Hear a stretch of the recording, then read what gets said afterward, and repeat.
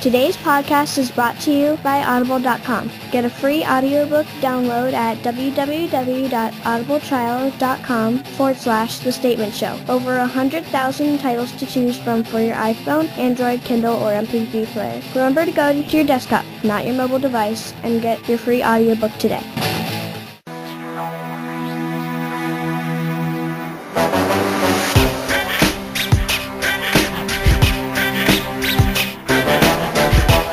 From the Night Shift Crew Studios in the DC metro area, this is The Statement Show. Join hosts Terry James and Zach Chehi as they cover sports, technology, entertainment, news, and everything in between. The lights are on. This is author Crystal Rose, and you are listening to The Statement Show with Terry and Zach. This is Jackie Joy, and you are listening to the hottest podcast around, The Statement Show, with Terry James and Zach Chehi. You know, it's your main man, Dan Drops. I'm here for The Statement Show. The Statement Show's here for me. Hi, this is your naughty lifestyle expert, Sienna Sinclair, and you're listening to The Statement Show.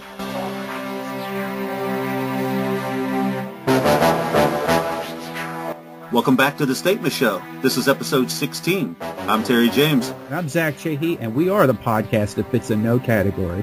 Well, James, apparently the feedback is in. Our show is clicking over a lot of turns on YouTube with the Jackie Joy episode. Yes, sir. So we have another guest coming out next week. We're going to have a phone interview with Bonnie Rotten. That is correct.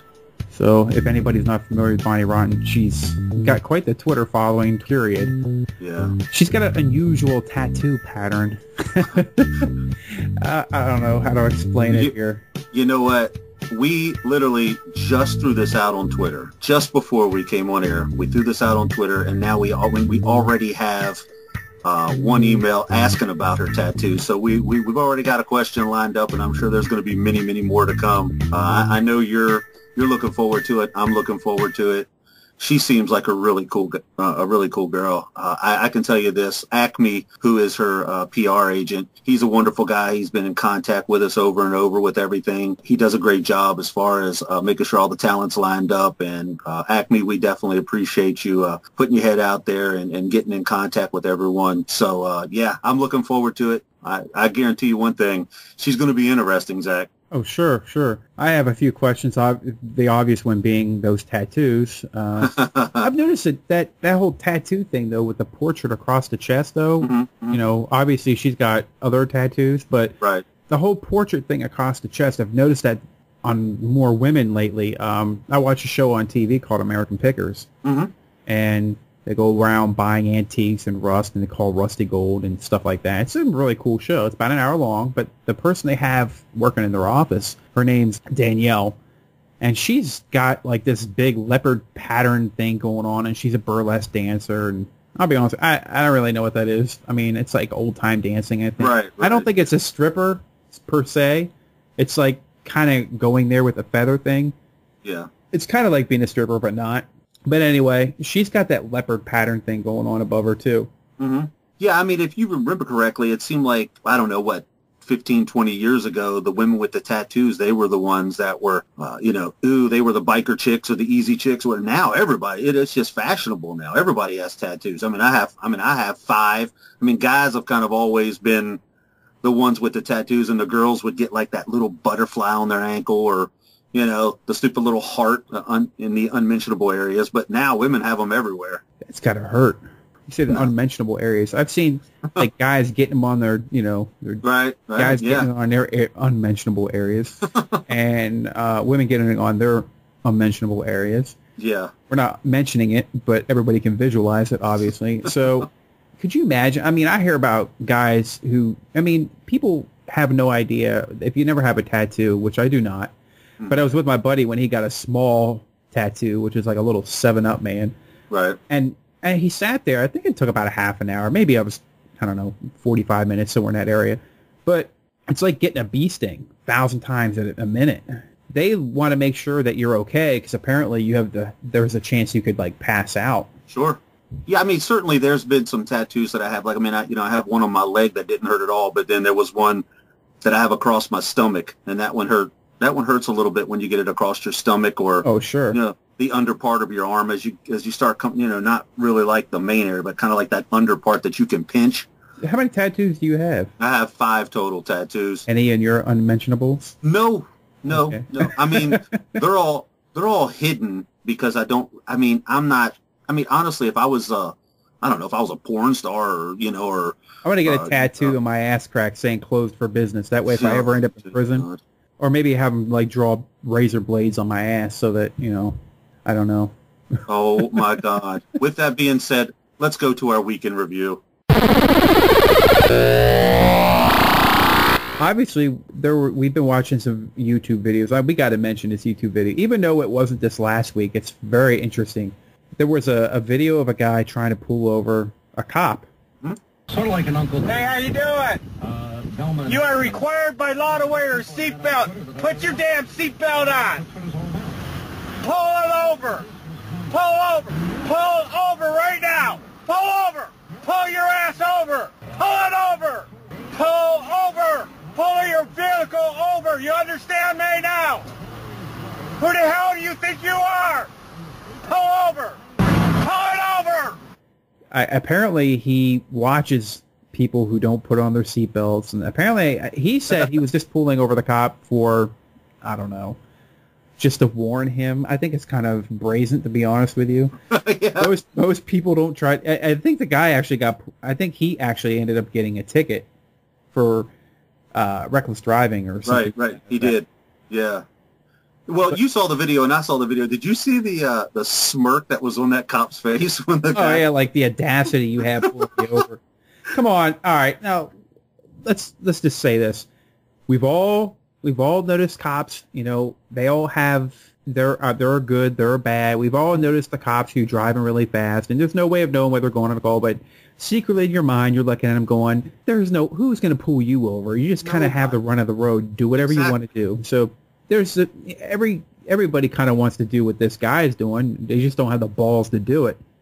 So look, man, every fucking night I go to work, there is the same state cop. I'm leaving out any state. I'm not going to talk about it, but there's one particular state cop that goes past me, and I swear to God, Zach, he is going 110 miles an hour past me. Literally, I can see his headlights coming, right? Uh-huh. So I just pull over. I'm like right in.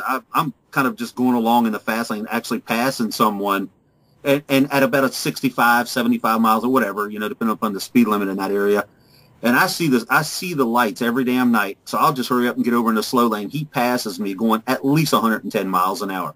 In your head, you're going, I'd like to fucking turn that cocksucker in, but in the same sentence, you're like, what the fuck are they going to do? They're not going to do anything. They're not going to do a damn thing to him. Oh, no. Somebody on the phone will appease you, like they're going to do something or look into it. When they hang up with you, they're going to have a good laugh and not do a damn thing about it because that's the blue line. That's what they do. They're going to go, what was that pussy's name that just called? Yeah, look his address up. Let's fucking make sure he gets a ticket. Right. We'll wait for his ass. That's exactly what they're going to do. And they got a perfect thing to pull you over because you ride with them honking ass earphones on. Oh, come on, man. Why I have no idea how you've not getting pulled over by now. Are you jealous? Just for our listeners, so you know, Terry drives with these big ass earphones on his head. Mm-hmm. It screams, "Pull me over," and I just don't know how he's been able to avoid it up till now. And for all our listeners, Zach drives in this little tiny car, and Zach is 6'5", and he's got his little pussy ass Bluetooth in. No. I do that sometimes, but most of the time I'm playing Metallica. Probably in your Bluetooth. Yeah, well, no, I blare that through my car stereo. But I do. I actually, what Zach is I kind of deflected that. I'm not gonna. I do have big ass headphones that I drive with because. But you're not wearing the big colored ones now, at least. No. They were yellow and they broke. They were actually my 10-year-olds. They were the Skull Candies, and they ended Fisher up... Price ones? No, they were Skull... They were borrowed them for his Fisher Price karaoke machine. They were decent. My middle son, he got a pair of the Beats, so I'll wear them, and because I kind of like everything. And I know everybody's sitting there going, dude, why don't you just get a head unit that you could just... Because I'm stupid, and I have a raggedy-ass Volkswagen Jetta that I drive up and down the road. And yeah, that's like your beater, though. It's not like... It is. Just but like my little car's our beater. Right, it's fun. But you know what? I could go get another head unit. But like now, I'm kind of liking the fact that I have those big ass headphones on. I'm probably not gonna like it when there's some car honking at me behind me and I don't hear them. But at the moment, I'm loving it. And you're not the first person to ever tell me. As a matter of fact, at the beginning of the year, at the beginning of the fantasy football year, I pulled up to my fantasy football draft, and the guy whose house that it was at was outside. And I pull up in my car, and I got my headphones on. He literally falls on the ground laughing at me. He goes, "That is the fucking stupidest thing I've ever seen." He's like, "Why the hell do you?" He's like, "I've never seen a grown-ass man riding with those big-ass headphones on." He said, "What the hell are you listening? Please tell me you're listening." I said, "Nah, I'm actually just listening to a fantasy football podcast." He's like, "That is the dumbest shit I've ever." They clowned me the whole entire fantasy football draft, sure. you know, but I don't care. I still do it. I don't. That the equivalent of the public flogging. Yeah. So, well, you talked about fantasy football. I got a question now. Yeah. We'll change the conversation a little bit over here to the NFL. Yes, sir. So, I have a couple questions. You're the football guy. I am not. But I still watch football. My favorite team's the 49ers, which, by the way, I'm just going to throw it out there. I'm not happy that they're not playing Smith. I think what they're doing to him is really shitty, and they should be using the guy that got him there last year. That, with that being said, I'm still happy that they are winning. Right. As Charlie Sheen would say, winning. But Winning! For now. Yeah. Well, hey, whatever. What I will say, though, is what's with this whole kickoff thing? I've heard that they're looking at maybe getting rid of the kickoff, or it's at least in a conversation mode. It's being talked about. I will be surprised if it actually happens. I mean, I'm not saying that it won't. You're a football fanatic, and you know, I'm sure there's a lot of people that love football that are listening to us. Including myself, I love football. There's no other sport to me. When I think of the beginning of the game, I think of nothing else more than the kickoff. Now, they could, you know, kind of reevaluate everything and look at it and go, okay, well, it's only going to be in the fourth quarter at this time, or it might be only at this. I don't know. I don't know what they're going to do, if they do anything. But in my opinion, I would hate it if they took the kickoff away. I understand where they're coming from. I get the fact that there's a lot of collisions. There's a lot of major injuries that come with the kickoff. It's football. It's always been this way. It always will be this way. Some people will look at it and say, you know, as a matter of fact, I was listening to the radio this morning and they were saying, you know, well, why don't we just go back to leather helmets, or why don't we just play without a face mask, or why don't we just do this or do that? Look, I love the direction that the NFL's going as far as looking at the concussions and making sure that when someone gets a concussion or they think that they have a concussion on the field, they bring them over. They have an NFL representative that's on the sidelines, and they're making sure they have to pass the test before they can go out there. NFL, you're doing a great job with that. Taking away the kickoff, I think, is a little bit overkill at this point. I hate it. I could not imagine the NFL without the kickoff. I mean, whether you put it at the 20-yard line and get going, look, man, we used to do that when we were playing backyard football. You know, we would start it at a certain spot and go about our business, you know. So they're talking they would just start at the 20-yard line, right? I've heard so many scenarios at this point. I really don't know exactly what direction. That was one of the scenarios, yes, that they were just started at the 20-yard line and go about their business. But honestly, I will be surprised if it actually happens. I think that it would be bad for the NFL. I mean, again, like I say, I understand where they're coming from. I do like the fact that they're paying much more attention to the concussion aspect of it all and the major injuries, and a majority of them do come during the kickoff. I get it, understand it, but again, it's football. We've seen ACLs and you know, and major knee injuries or head injuries happen when they're just, you know, Jamal Charles just last year was stepping out of bounds and tore his ACL. So I mean, it's just one of those things. It's freak. What's driving me crazy is they're trying to make the sport ultra safe. They're trying to do what they can to make it safe, but it's like you say, it's these hundreds of pounds of testosterone ramming into each other. Right. There's only so much you can do. From what they were saying, they've moved it up 5 yards. Right, and you know what, that has taken away from a lot of the, you know, the major collisions. But I mean, it doesn't take away from everything. But again, it's football. Everybody knows that when they go out there and they strap on the helmets and put on the shoulder pads, they know that every time they're taking their livelihood, you know, risking it. Everyone knows this. Everyone that's ever played football. I mean, I never played football at the NFL level nor college level. Played it all through high school. And you know what? I'm sure that I ended up with a few concussions in my life, but I'm not going to go back to that high school and say, well, it was your fault. You know, and that's unfortunately kind of the direction that a lot of these people are heading. Everyone knows that football is a violent sport. You don't see it with basketball. With boxing. You don't see it there. Those guys get the living shit kicked out of one another. You're not saying, well, you didn't tell me that this was going to happen. Oh, bullshit. You're playing football. You know what's going to happen. I think that with the direction that they're heading with the new helmets and a lot of the technology that they're going, that they're doing at this point, fantastic. I love that direction, but taking the kickoffs away, bad idea. I hate. You say people get hurt just walking. Apparently, like you just look what happened to this player with the Cowboys. He was a drunk driver. You probably know who I'm talking about. I can't think of the guy's name now. Yeah. Well, what happened there was he was driving and he was drunk. And, one of the practice players. One of his teammates actually got killed in that accident as well. And the other guy, he's in jail right now. No, he's out on $500,000 bond. Right. Yeah, well, he was in jail, I guess, yesterday or the day. Right. So, but, either way, it's just it's a bad situation, overall. I mean, I think a couple shows back we were talking about with Des Bryant and how, that the Cowboys were taking major precautions with him and, literally they're going to have all this security and so on and so forth. And, I actually read a story where they were talking about maybe putting in like little breathalyzers for each and, like the different people that, on the Cowboys or maybe not just the Cowboys in general, just putting breathalyzers in their cars and making sure that blah, blah, blah. Man, these are grown-ass men.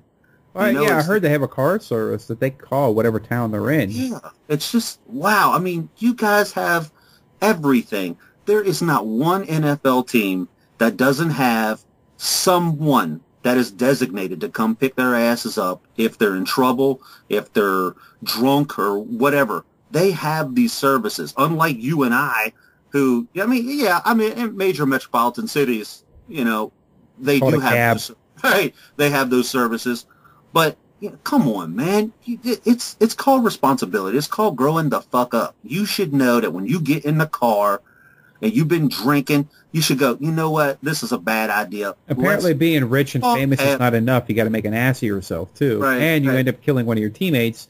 Right. So obviously he's not going to show his face back at the stadium again because all these guys are going to be giving him evil looks. I feel bad. There's no way this guy is not going to end up in jail either. Yeah. I mean, to me, it seems like that's what's going to end up happening to him. It's a messy situation. I feel bad, for everyone involved, not only, his family, but the other guy's family. And of course, the Cowboys, they have to deal with this. Now everybody has to deal with such a, with all the repercussions that go on with this. And probably the rest of the NFL is going to have to deal with it now. Yeah. But it could be easily taken care of, but it's not. Just don't get in the damn car. I mean, you ought to know that when you're going to after a game, how many times have you heard this? Not just football, basketball, whatever, man. After a game, you'll hear about it, and then they go to a fucking party or a strip club, and the next thing you know, there's a fight that breaks out, or they're doing this, they're doing that, and then they get in trouble. Come on, guys. Shit, I'm not saying don't ever have any fun, but in the same sentence, damn well that if you've got to the point where you signed a $30, $40, $50 million contract, people go fuck with you. And the people that you hang out with, you have to be more responsible with. You can't keep hanging out with the same people, especially if they were doing bad shit when you weren't making any money. Those guys haven't changed. You have, and you need to accept that. I can't fathom the fact they have such a wealth of resources as far as what the team is willing to let them have. Not to mention their personal wealth. You can afford a cab. You can call the car service. I don't know. It just seems to me irresponsibility and the fact that they just want to act crazy and do stupid things, and they can't get it through their head that they should need to grow up a little bit. But for him, it's too late, and the guy that was in the car, it's too late. He's gone. Before we move on, anybody who listened to the beginning of the show, which I hope you did because we talked about Audible.com, that was my daughter reading the front end of the Audible commercial, and Terry's kid reading the intro to the show. We just wanted to kind of get them involved a little bit and let everybody hear them. But for everybody for our show, Audible.com, I'd love for you to try this service out. We and Terry are subscribers to the service. Mm-hmm. I am listening to Kevin Smith's Tough Shit, which is a really cool book. I mean, he trashes kind of a little bit about Hollywood. He kind of trashes Bruce Willis, but beyond that, he's pretty good. it's chock full of funny anecdotes of the Hollywood stories, but I'm also kind of going back between that one, Adam Carolla's Not Taco Bell Material, which I highly recommend. Adam Carolla is just one of these kind of guys who's really funny, thinks quick on his feet. And now I just got my credit for the month, which this is pretty much how it works. You sign up, you can get a free audiobook, you get a 30-day free trial if you go to audibletrial.com/The Statement Show. Do it on your desktop computer, please, because it doesn't work on your phone. So go ahead and do it on your desktop. That's audibletrial.com/The Statement Show. They have over 100,000 titles to choose from. So I think anybody can find something on here. Right now, my problem is there's too much. You get 30% off all books. This is part of your membership. You get a credit every month, which you can use towards another book. Like I said, I just got a book right now, and you get special discounts and offers emailed to you all the time, which is really great. I went ahead and I just got my credit for this month, and I've been looking at all these different books. You know, I love ghost stories. I've been looking at books like that. My problem is just too many books, and I'm trying to figure out which one I want to get. I'm excited. I keep spending all this time looking at all the books, but I haven't got one yet. So Total Recall by Arnold Schwarzenegger looks interesting to me. It's it's like 23 hours of audio though. So yeah, I don't know about you, man, but when we actually got the trial and they gave you the free book, I did not. I mean, you know, it's when they tell you they've got all these, you don't even take that into consideration till you start looking through all the books, and then you have about 5 in mind, and you're sitting around going, oh, man, come on, you know? I don't know which one to choose here. This is impossible to try to figure out. So they're great pricing. You get great discounts sent to you all the time. There's special offers. You know, Christmas time right now, they're just sending out a lot of offers right now that are fantastic. There are so many books to choose from right now. There's Cold Days, The Dresden Files, Book 14, Unabridged by Jim Butcher. The Black Box by Harry Bosch. Book 18, which is also unabridged. One of the ones that sounds really interesting to me is The Hobbit. I think I'd really like to listen to that one before I go see the movie, which I'm not even sure I'm going to go see the movie. It might be a DVD rental. You know, I don't go to the theaters that often. I like to get the DVDs, but The Hobbit sounds like a book to listen to, and it's great for going down the road when you're listening to these. So, or you're jogging, or if you're just trying to get a little sleep. I mean, the application for the Android phone is fantastic. So it gives you a chance to program it where you can listen to 30 minutes and it'll automatically shut off. You know, that way you don't fall asleep and you miss what you were listening to and have to go backwards and try to figure out where you were at. It's definitely worthwhile to give a try. And again, Terry, so everybody knows, for our listeners, they're going to give you 30-day free trial. That means you can cancel if you're not satisfied, and you get to keep the book. So you're going to get a free audiobook, and you're going to get a 30-day trial. You can't go wrong. It's perfect. All you need to do is go to your desktop computer and type in audibletrial.com/The Statement Show. It's that simple, and I know you'll be satisfied. Let's get back to the week in review. One of the other topics I wanted to get into here is I saw an article on Storage Wars. Now, this is a show that plays on A&E, has a few characters, and what they do is they bid on items that are in a storage locker. I guess, you know, whatever deadbeat didn't pay, or if they left the shit sitting, or, you know, whatever, they just didn't pay their bill. Well, I guess they get so much time. I'm assuming you sign a contract with the storage facility that if you don't pay so many months, they're going to come back and basically tell you that we're going to auction off the contents of the storage locker. Right. And other people come in here, and they basically, on this show, Storage Wars, which has actually a couple spin-offs already. What they do is they come in and they bid on these items in the storage locker. And there's various characters in there, and they basically bid on these items, and whoever wins, a lot of these guys, what they do is they take this stuff to, like, flea markets, or they have like a thrift store or whatever. Well, there's a guy in there named Dave Hester, which is very annoying because he always does this thing where when he bids, he says, yup.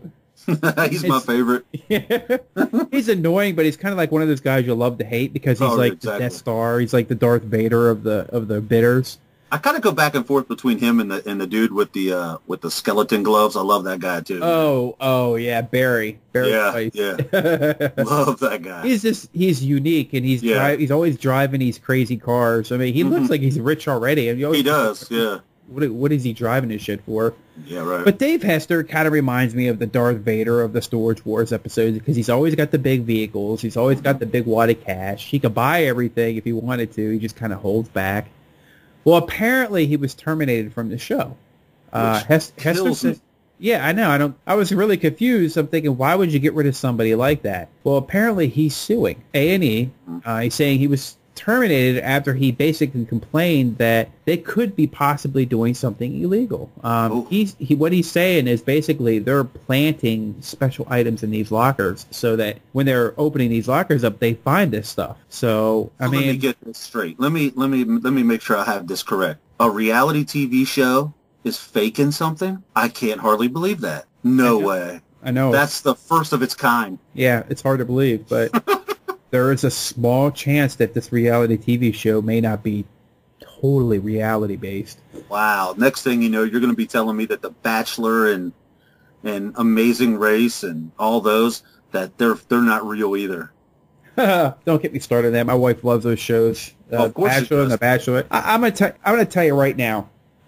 I really don't understand how you could be see, now we're going to get started on this. We're not even going to go back to the Storage Wars. That's all right. Just do it. What's crazy about this, how can you fall in love with 12 guys at one time? 15 guys, 16 guys, 30 guys? I don't know. And you give it a rose, and you're going on dates. And I mean, first of all, I don't watch this show on a regular basis, so I really can't comment on it. If you were single, could you fall in love with 15 women at the same time? No. I don't know. It's crazy because I mean you can't. I don't know if you really fall in love with anybody that fast. Really, right. I think falling in love takes time because you got to know somebody. Do you truly know any of these people? There was one. I mean, you're supposed to marry them after the end of the show. Dude, I'm not gonna lie to you. I've never watched 30 seconds of the show. I couldn't tell you the first thing about it. I can tell you. I know the rough premise of it is basically, these start out with say 30 guys, and you whittle them down over a certain amount of time, and they milk it for, 3 months, 2 months, something like that. And it's a very high-rated show. My wife is on pins and needles all the time when she watches this crap. Oh, okay. So I call it. Did you watch The Flavor of Love with Flavor Flav? No, I did not. Because looking at the man just makes me sick. I missed that one myself. He's got like gold teeth, doesn't he? What is it? Yeah, he does. What is like one of the reality shows that you actually watch religiously? Oh, that's tough because I watch so many of them and I get in. I think I watch more reality shows than anything else. What I do is I like to kind of depict or I like to try to pick out the stuff they don't tell you. Like I already told you I watch American Pickers. I like that show. Right. But what they don't tell you is they don't really allude to the fact, like the very first episode, they show him paying the guy money for one of the statues. They show him giving him the money. But after that, they never show that again. And then you see that they're always saying, well, hey, it's cash, it's cash, it's cash. Well, that's fine, but you say it in a way like they're not paying any taxes on the issue. Right. And then what I find interesting is, like, say there was one episode where you found a motor he really wanted. It was a rare motor, so he's willing to pay him $23,000. And he says cash. And my thing is, are you riding around with $30,000, $40,000 in your pocket? I mean, or is it in the vehicle? Is it in a safe deposit box or something in your vehicle? That's a lot of money to be in cash to be riding around with. So, right. That's what I know. Obviously, they're not going to tell you that for safety concerns. I get that. I'm not stupid. I understand that. But one of the other things is they kind of make it sound like that's his shop and not his partner's shop. Yeah. And what I'd kind of like to know is how that all works as far as like you notice how when sometimes they have somebody else coming on there. When you're making deals with people, is there like a pool of money, or are you supposed to have your own money? That's a good question. I would love to get somebody on from that show just to talk to us about that. I feel like I'm the one that's kind of out in the just way out there, man. Because when everybody else talks about like the Honey Boo Boo and Amazing Ray or whatever the hell all these other I don't watch them. Yeah, so I don't watch the Honey Boo Boo thing either. I don't really watch that, like that many reality shows in general, like Big Brother. When all these things were like really huge, I never really watched. Would American Idol be considered reality TV? That's just more like an entertainment show. It's not really reality. It's entertainment, but it's reality based because it's kind of like a game show in a way, in my opinion. I mean, honestly, look at how many shows have spun off of that too. Right, exactly. And I honestly don't see Idol being on very much longer because they've changed the format so many times. But they start doing all kinds of changes to a show, like in the rules, and they want to do this and they want to do that, and they want to change the timing, and the judges get to do a save now where they never used to be able to do that kind of. I don't even really watch the show. I stopped watching a long time ago. But well, see, that was my problem. You know, like well, the thing is though, when you make changes to a show like that, it's because it's on its last leg. Right. Well, when you probably began watching it, I wasn't watching it. I didn't really get into it till several seasons, and I didn't get into it just because it was like my wife was like, "Oh, here's this American Idol," and it was one of those things where it kind of just started because I wanted to sit down. Well, I only watched the audition, and hang out with my wife. I mean, yeah, me too. That's how the whole thing began. And I'm not gonna lie, through the years I began watching it and became a little bit more interested. And then when Steven Tyler became a judge, I actually enjoyed him. Many people that hated Simon, I kind of thought that he was funny and brought a certain whatever to the show. I thought he was kind of cool with those things, And now, like you said, every fucking year I say, this is dumb. I'm not going to watch it. And then guess what? I just saw a spot for it. Yeah, well, you had right. I'm going to end up being right back there watching it again. You have a couple that have made it big time, and the rest of them, they're nowhere. Mm-hmm. They're, Weight Watcher commercials, but where's their singing career? The thing they were supposed to be doing. You look at Daughtry, he didn't even win the show, and look how famous he is and how good he does. And that guy's amazing. He has an amazing voice. And you have Carrie Underwood and Kelly Clarkson and those guys. That's about it, though. All the other ones, people mention their name like, oh, I know who that is. Yeah. But you know who they are because of the show. Their fame and their music is supposed to transcend to the point where you don't even have to mention the show. You know where they came from. You know who they are. Yeah, because that fucking douchebag with the, what was his name, Taylor Hicks or whatever, he did, whatever with him, and Ruben Studdard, all these people were supposed to be, the past, what? Actually, the guy who won last year, he's got a hit song on a lot of commercials now. Can't remember his name, but Phil Phillips. But, I mean, look at it this way. Now you say that's the reality, but they tweak it. They set it up to be entertaining, obviously, because I watch it in the beginning. I don't watch it when it gets to the competition part, but what I do watch is the part where they're doing the auditions because it's funny. Mm-hmm. I like the bad singers, and I like watching the reaction to the bad singers. No, I agree. Now, remember this. Now, we're talking about how they tweak the shows, okay, to make them entertaining. Now, before they get to those judges, they've already gone through another set of judges that gets them to that point. At some point, some other judge had to hear this person singing in order to send them up the chain to get to the next set of famous judges. So you're going to tell me they listened to some of these people and said, oh, yeah, you're what we're looking for. Well, no. They obviously knew that's not. They get on a list that says basically, these are the whack jobs, but we're going to put them on TV because it's funny and we want to show the reaction the judges have. There's a reason they send up the shitty ones too. It's the reaction. Right. So, right. Yeah, I mean, all of it's a damn train wreck. We all know that. Why do you? But yet we watch it. Why do you keep seeing all these reality TV shows? Because we love it. We like watching. We do.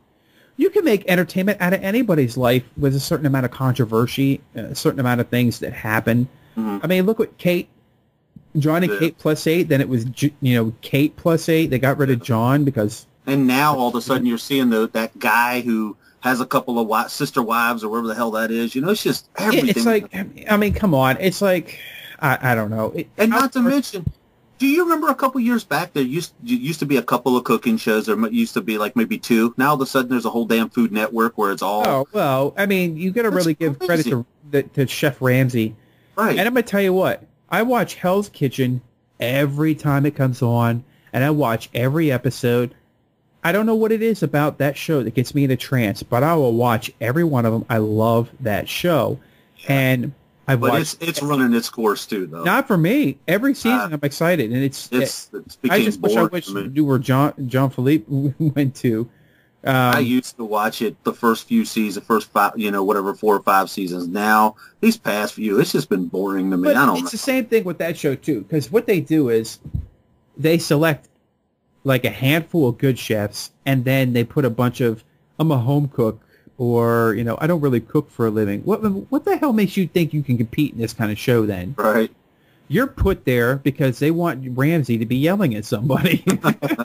So you're putting there to sabotage and put it like a monkey in the wrench in the system. You're there to make it entertaining, and that's what they do.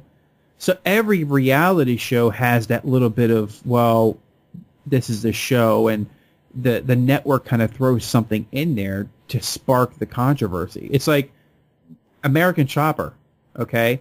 American Chopper in the beginning was fantastic. Everybody liked watching the father and son fighting. But somehow that chopper would get made, get pushed out. It was the real-life combativeness of the father and the son. Right. This is real-world things, and that's what people liked about it. And they didn't show... What they showed is a lot of fighting and a little bit of bike building. But as the show got more and more in the years and started losing a little bit of popularity, it was because there wasn't so much of him. And every now and then they would have the fights, but they started showing more bike building. Something happens along the show. The show is like a big infomercial for the business where the business just blows up. Mm-hmm. Well, when the economy tanked, people weren't buying $60,000, $70,000 choppers anymore, so their business started to hurt. They had to start cutting down on manpower, and they started having their fights again, and the show's popularity went up, but then they broke up, and then they did another show where the show was over, and then they started doing another show called Junior versus Senior. Right. So it added that dynamic there. You know, it's just like The Deadliest Catch was a show that I watched for a while, but it ran its course for me. I mean, there's only so far you can take a certain situation and run with it. Right. So, as far as, I mean, obviously the show has been more about the reality shows that are on TV, but you could take anybody's life and turn it into a reality show. Sure.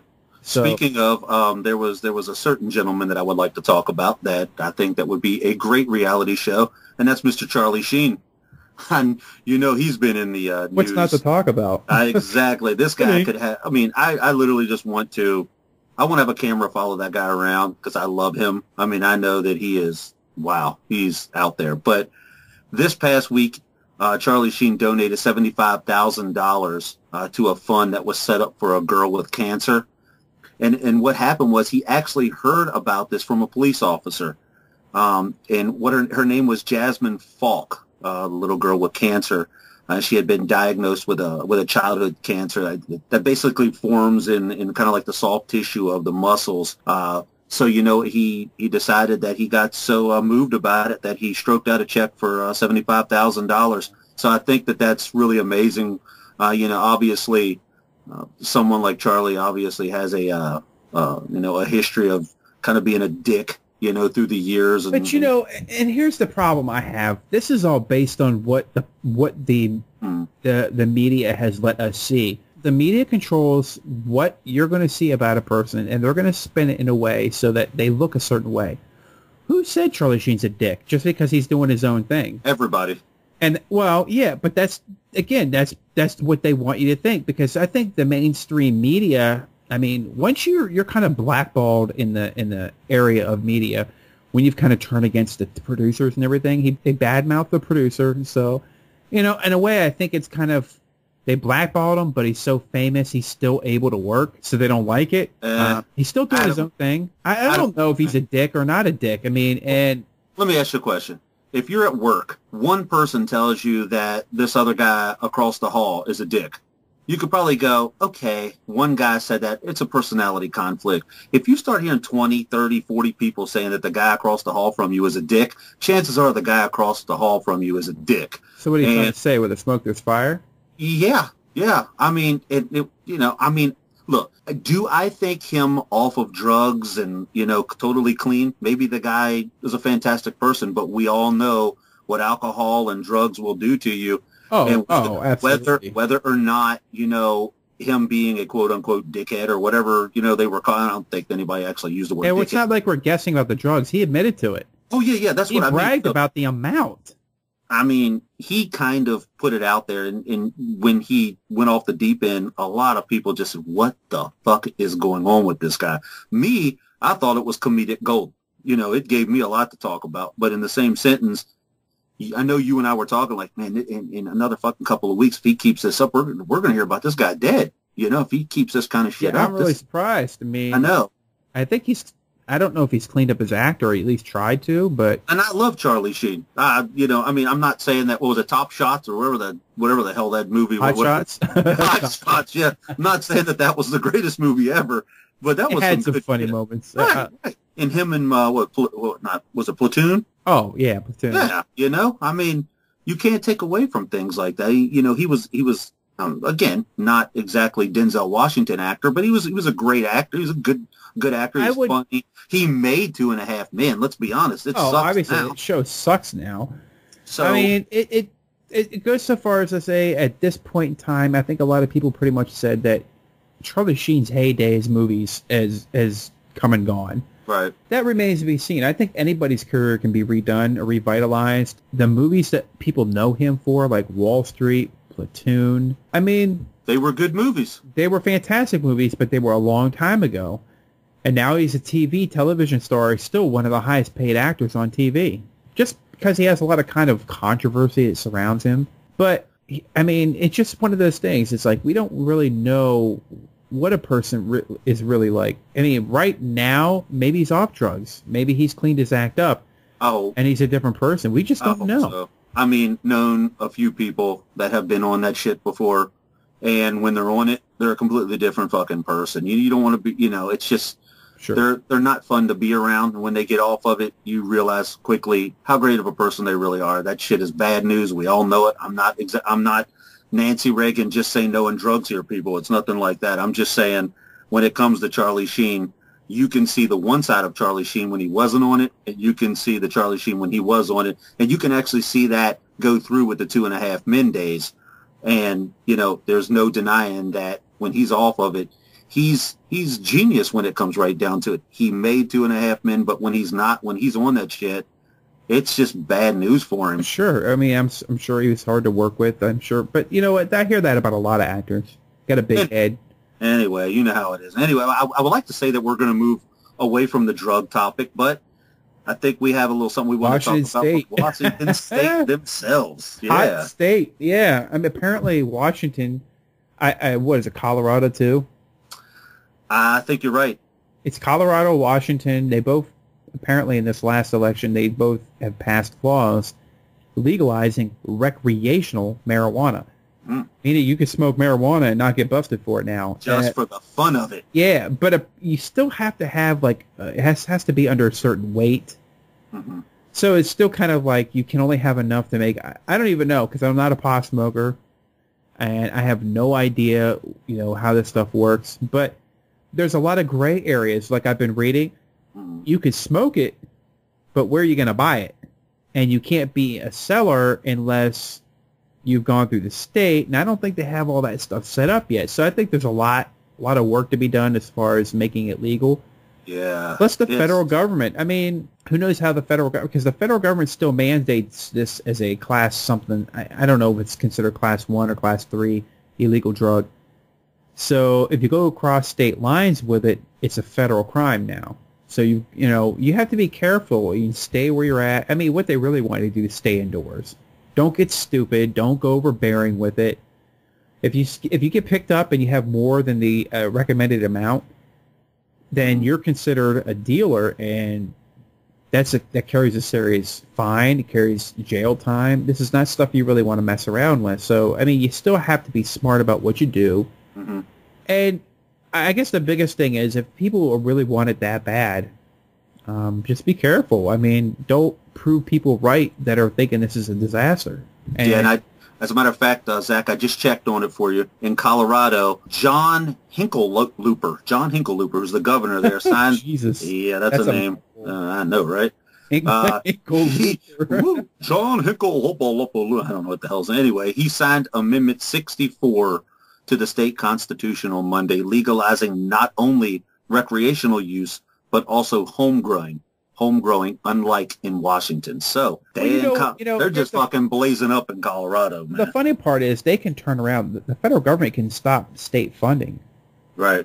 If you try to go, buck the system by passing laws that are against the federal mandate, they can actually hold back federal tax dollars to that state, which most states can't do because you just can't afford to run a state without having any kind of federal aid. this remains to be seen what's going to turn out with this. But if you can't grow it and you can't legally buy it, how the hell are you getting it? Okay.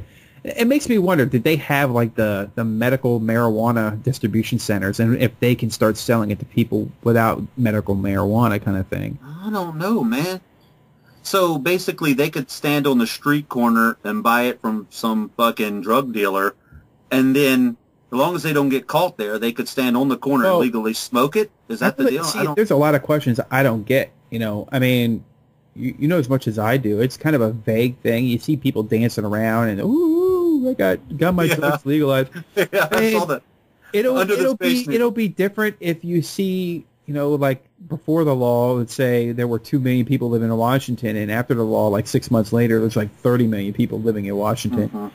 We'll know why, obviously. Really? Just because of pot? It's not that. I really don't see it as a big deal as far as making it legal, illegal. We're not winning the war on drugs. What we're doing is we're warehousing people, and we warehouse a lot of people on marijuana charges.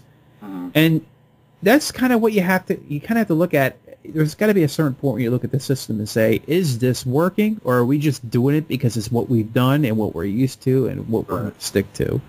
Well, from a couple of the various reports, it sounds to me like they're kind of making it their mission to transform it into, like, from the guys that are just standing on the street corner selling it into, you know, more of a premium product enjoyed by actual grown-ass men and women, you know? I mean, that's the way it sounds like to me, and if they do it correctly and then they can start taxing it, then, you know, it's a little difficult to say anything. I mean, obviously the feds are going to say something about it, but on a state level, you know, if you can start taxing something such as Nevada taxes what they do out there. Oh, they're going to tax the fuck out of this shit. Could you imagine? Let's say they prepackage one joint. Good for them. And that joint's going to cost $25.